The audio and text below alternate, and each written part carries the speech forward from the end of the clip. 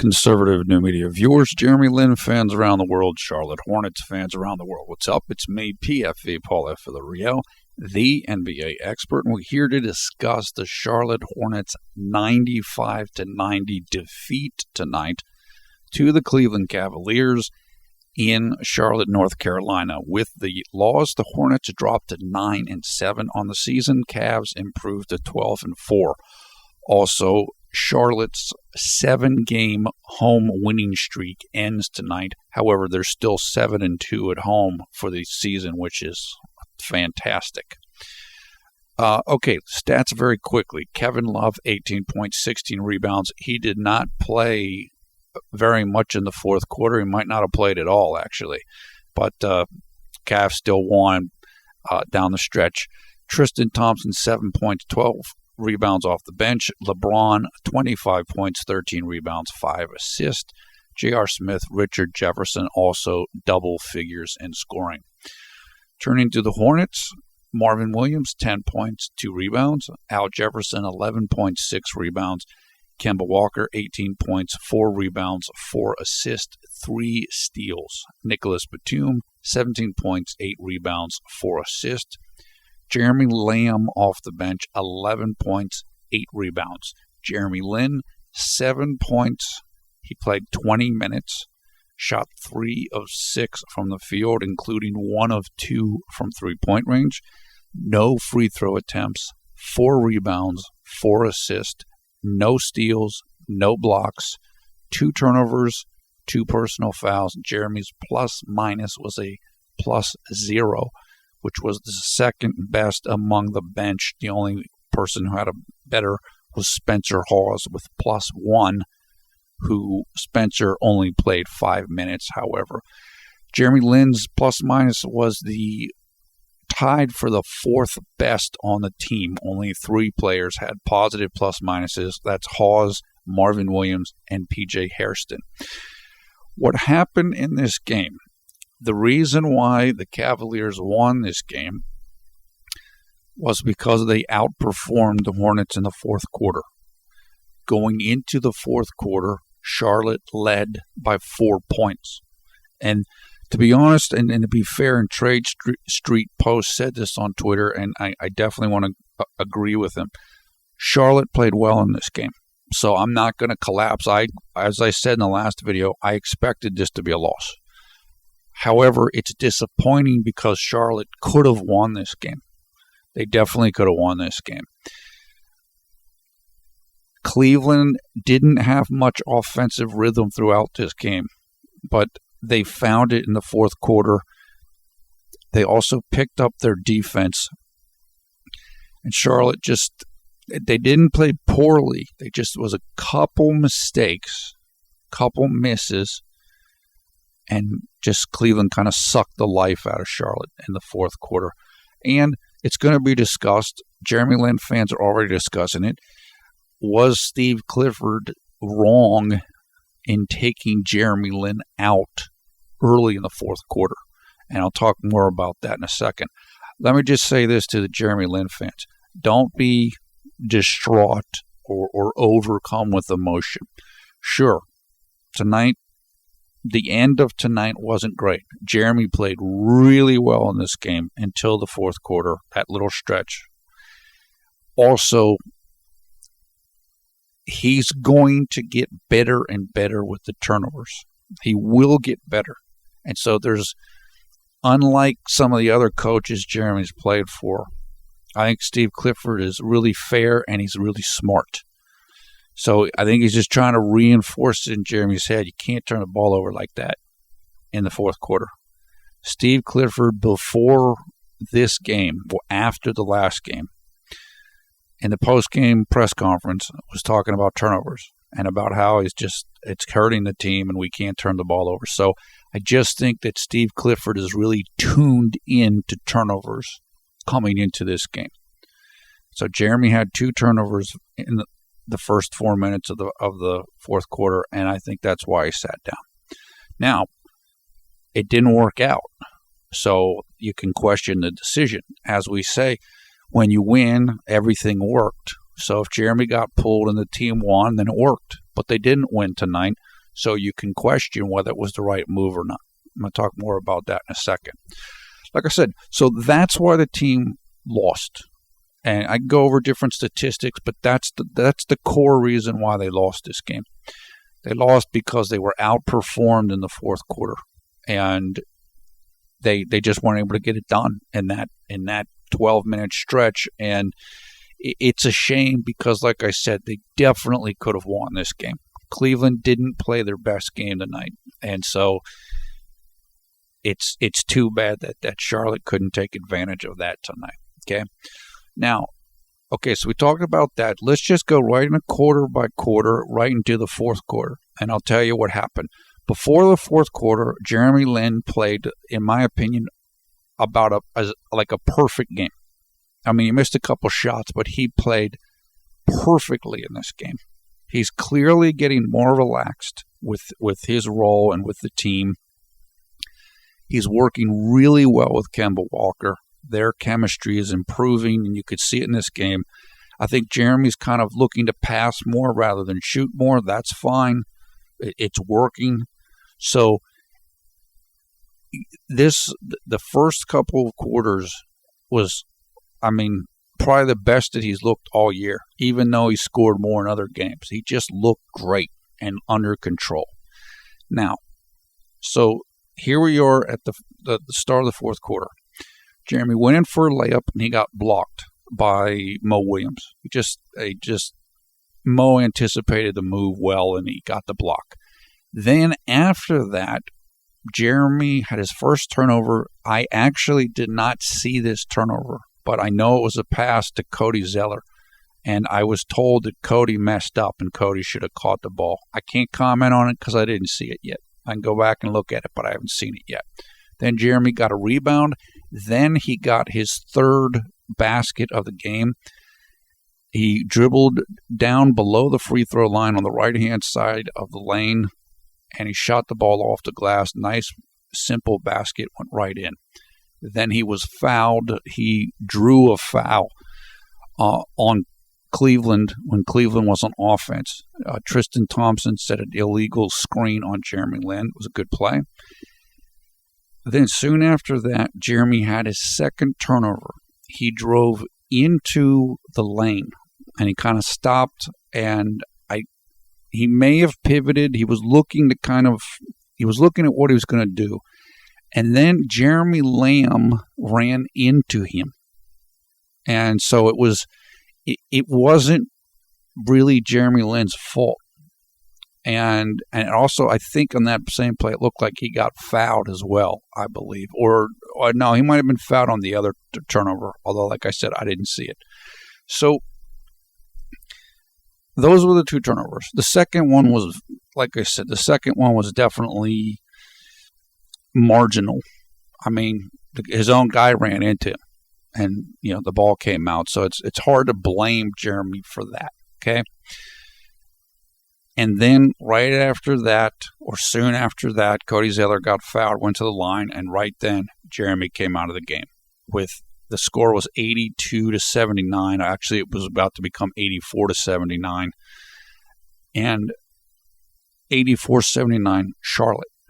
So at this point in the quarter, with those two made free throws, which count to JLin because the foul occurred against Cody Zeller when JLin was still in the game, Charlotte had outscored Cleveland in the quarter 8-7. Okay?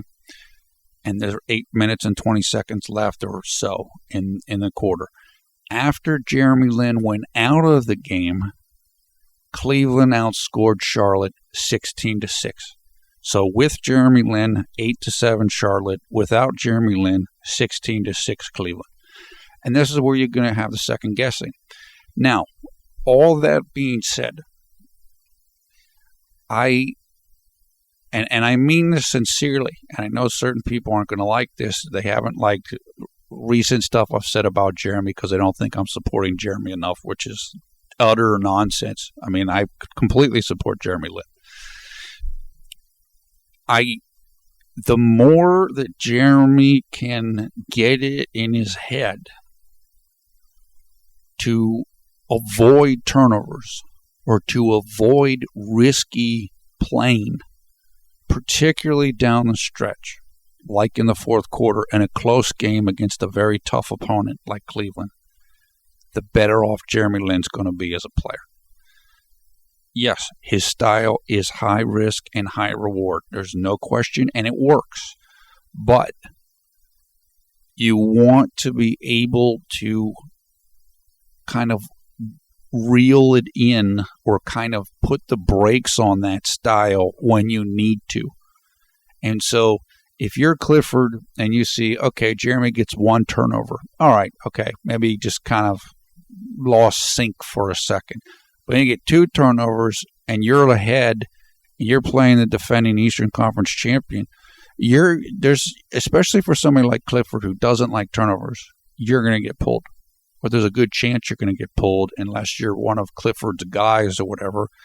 And we know that Jeremy Lin is in kind of an interchangeable sixth-man role with Jeremy Lamb. So I get it, and I really, truly, as somebody that likes Jeremy Lin, I want him to kind of learn the lesson of don't turn the ball over in those situations. Just, it's good you're being aggressive. The second turnover, you're going to the lane. Again, I didn't see the first turnover, so I can't discuss it.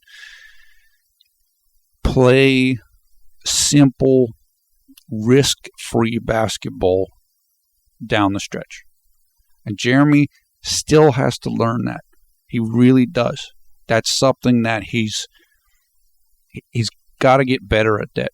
Not because I think that, but because that's going to help his career. The same way that we talk all the time and say the better that Jeremy Lin can shoot jump shots and shoot three-pointers, the better he's going to be.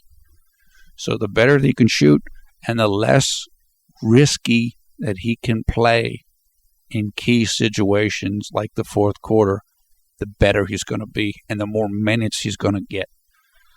Clifford stayed with Jeremy Lin the entire second quarter. He didn't put Jeremy Lamb in, or he didn't put him back in. Why? Because Jeremy Lin was playing incredibly well. So it is unfortunate that Jeremy doesn't have that Jeremy's not one of the main guys who's going to play no matter what. You know, we are back to McHale and hot stock, cold stock. However, if you're in that situation, if you're in that circumstance, then you got to roll with it. And like I said, look, at least Clifford was fair. In the second quarter, he played Jeremy the whole quarter, and he should have. In the fourth quarter, Jeremy had two turnovers, and he took Jeremy out. Is it fair? I don't know. Is it smart? That's debatable given the outcome of the game. But it's at least it's consistent. And like I said, the more that Jeremy refines those aspects of his game, the better off he's going to be. And look, let's be honest, when he can shoot better, he doesn't have to drive. You don't have to drive into traffic and get maybe a turnover if you can just sit out on the three-point line and hit a three-pointer and you know you can hit it. So, look, Jeremy's game is driving. That's what he does. But if you're going to drive, you got to avoid turnovers, especially when it's at a key moment. So, other coaches have told Jeremy this, and look, he's learned his turnover per 36 minutes rate coming into this game was good. It's like one of the best of his career. I want to say it was like 2.7, which is very good. Now, the part of the reason, or one reason why it's down, is because he's not handling the ball as much. He's not trying to make as many assists. So if you handle the ball less, you're going to have fewer turnovers. Still, it's good that it's down, and he wants to keep it down. And the Hornets are, year in and year out, at least under Steve Clifford, they're extremely low turnover team. So in other words, Clifford's not going to tolerate turnovers. And I know people are mad, and he's not letting Jeremy play through his mistakes and all this. You have to understand, you've got a real serious chance of beating Cleveland, and you're going to try to win. no matter what, no matter if anybody's feelings or anything like that. That's just how it is. So if you're a player, you just understand that. And the bottom line comes in those situations, don't make a turnover. Don't make risky plays. Again, I'm not saying it's all Jeremy Lin's fault here. I mean, he didn't want Jeremy Lamb to run into him. And maybe Cody Zeller should have caught the ball in the first pass. I didn't see it, so I can't say. Still, it's a bottom line thing. You just have to avoid that. So if you just play safe, just move the ball. That's what Jeremy's been doing really well the last couple of games. When, again, I said, he looks really relaxed. He's just going with the flow rather than forcing. And that's how he's playing so well. So I think, it's Mr. Fourth Quarter. You want to turn it on and turn it up, but you still have to play smart. You still have to play within yourself. Jeremy he's improved at this. He's going to improve even more. It's just a learning thing. So it's like, I know people are mad. I'm not thrilled, but I think it can help him. I think it can help him because, I think he respects Clifford. I think he'll listen to Clifford, whereas he might not respect McHale and Byron Scott as much. But if Clifford tells you, hey, you really got to watch the turnovers, especially in situations, play a little less risky, I think Jeremy will listen to that. And that's going to help him. It is a thing for him. It's been a thing. And so, good. Like I said, it's kind of like lose the battle but win the war. So if this helps Jeremy, and I think it will, great. So that's about it. Look, there's not a whole ton more to say. It was a good game. It was a well-played game. These are two of the 5 best offensive teams in the league by offensive rating, which is a baseline metric. They played well. They both played some very good defense down the stretch. It was a pretty clean game. And I was really happy with how well Charlotte played in this game for most of the game. I thought that Cleveland might kind of really win decisively, but they didn't. And Charlotte had them on the ropes several times in this game. So I'm not really unhappy with anything.